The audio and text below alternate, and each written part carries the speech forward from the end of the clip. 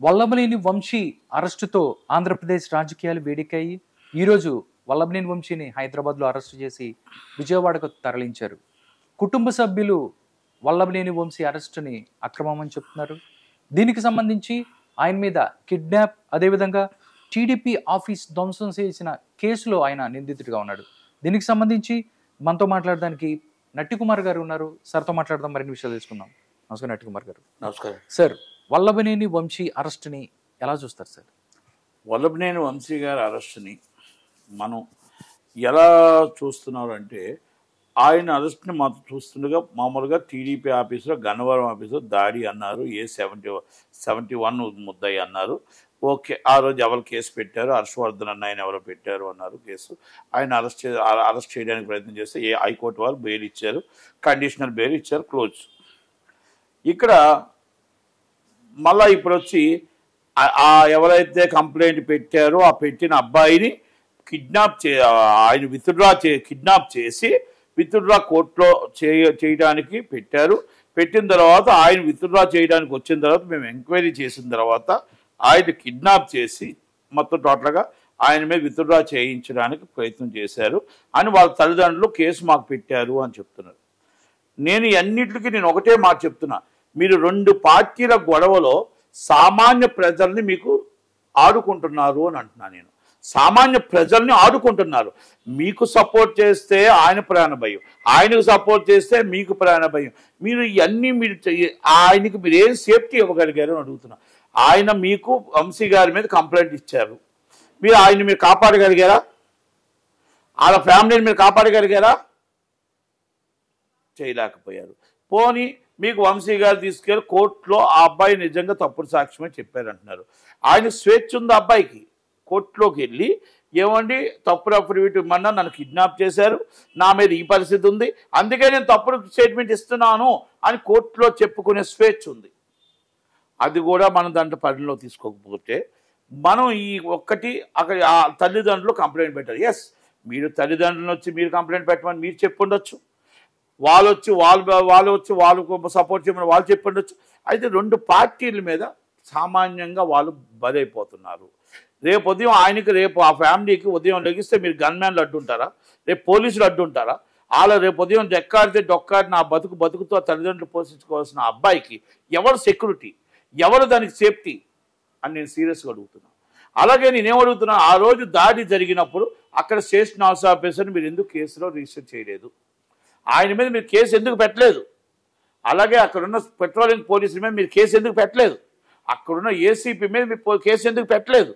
ఎందుకంటే ఒక దాడి సామాన్యమైన ప్రతిపక్ష ఆఫీసు, టీడీపీ ఆఫీసు, పెద్ద జాతీయ ఆఫీసు మీకు ఎప్పుడైతే అయ్యిందో ఆ ఆఫీసుకి మీకు దుమ్ము అయినప్పుడు అక్కడ స్టేషన్ హౌస్ ఆఫీసులో బాధ్యత వహించాల్సి వస్తుంది.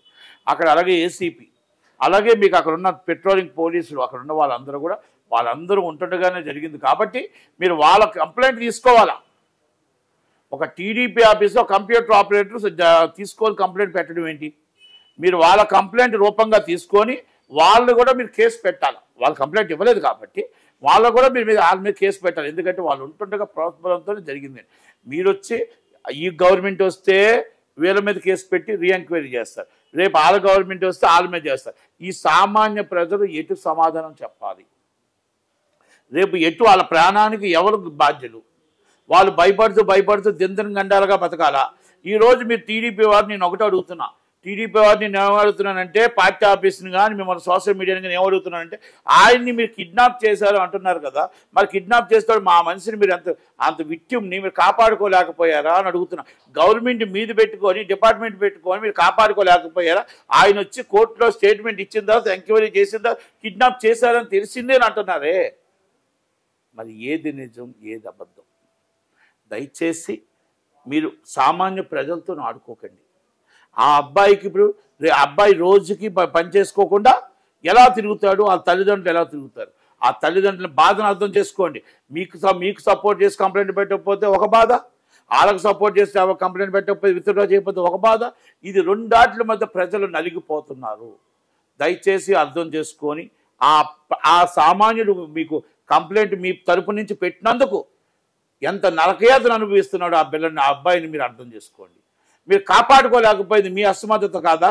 మీ సెక్యూరిటీ ఇవ్వకపోయింది మీ అసమర్థత కాదా? ఆయన నిలబెట్టుకోలేకపోయింది మీ అసమర్థత కాదా? మీరు ఈరోజు సోషల్ మీడియాలో అనవచ్చు, ఇంకోటి వాళ్ళు వైసీపీ వాళ్ళు అంత యాక్టివ్గా ఉన్నారు, మీరు రియాక్టివ్గా ఉన్నారు. అలాగే ప్రతి దాంట్లో కూడా మన సామాన్య ప్రజల్ని ఇబ్బంది పెట్టకండి.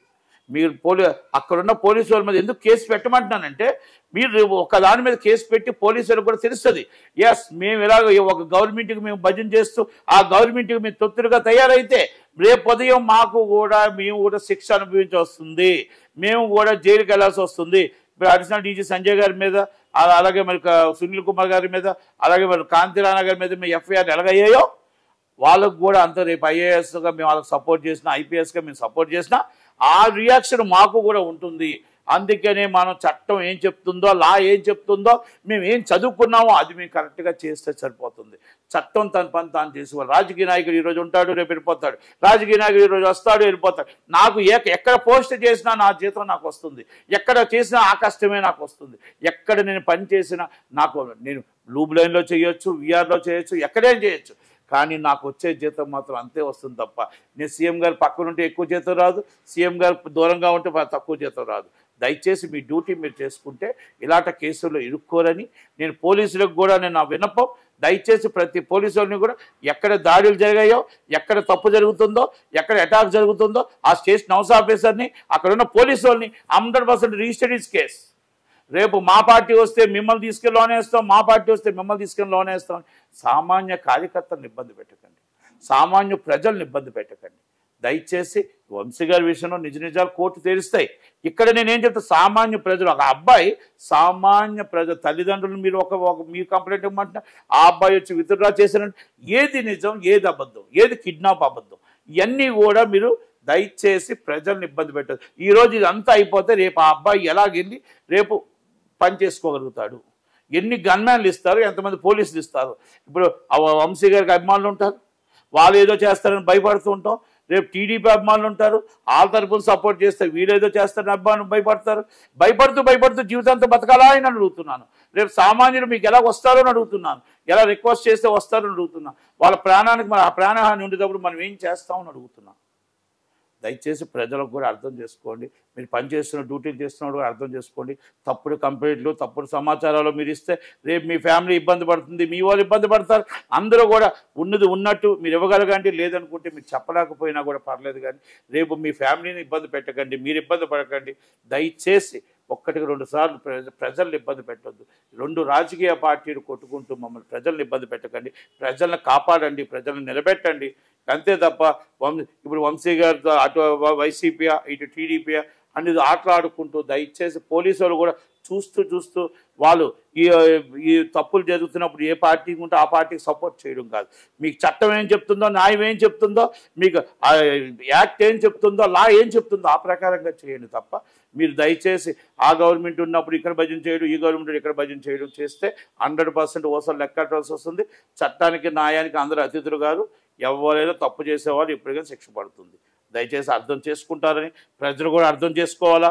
ఇది ఒక సామాన్యుడు పడుతున్న బాధని, ఒక తల్లిదండ్రుల బాధని, ఆ కష్టాన్ని అర్థం చేసుకోవాలి తప్ప అక్కడికి వాళ్ళు అరెస్ట్ చేశారా, వీళ్ళు చేశారా, ఆయన బెయిల్ వస్తుంది, బెయిల్ రాకపోతే వాళ్ళు కాకపోతే రేపు వస్తుంది బెయిల్, లేకపోతే వీళ్ళు సంతోషంగానే ఉంటారు.